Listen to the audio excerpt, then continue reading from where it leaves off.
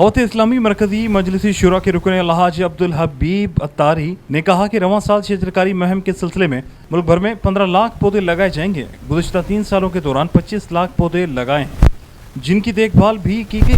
वो शजरकारी मुहिम के सिलसिले में पब्लिक स्कूल लतीफ़ाबाद में पौधे लगाने के मौके पर जिम्मेदारान और मीडिया से गुफ्तगू कर रहे थे।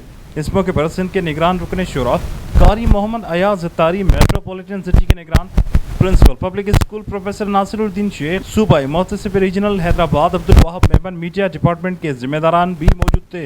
अब्दुल हबीब अत्तारी ने कहा कि दरख्त ऑक्सीजन की फैक्ट्रियां हैं। हमारे यहाँ दरख्तों को काटा गया है जिससे मौसमी असरात पैदा हो रहे हैं।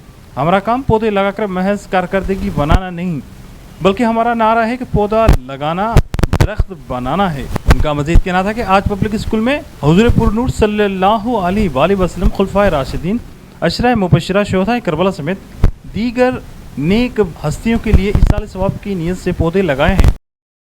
दावत इस्लामी का शोबा FGRF अल्हम्दुलिल्लाह पिछले 3 सालों से शजरकारी की मुहिम लेकर चल रहा है। हमारा नारा है पौधा लगाना है, दरख्त बनाना है। हमें इस बात का बहुत ज़्यादा एहसास है कि जो ये क्लाइमेट डिसऑर्डर है, मौसमी तगय्युरात हैं, बारिश आती है तो हमारे वतन में सैलाब आ जाता है, इतनी बारिश हो जाती है, गर्मी आती है तो हीट वेव आ जाती है, सर्दी आती है तो भी बहुत ख़तरनाक हो जाता है मामला।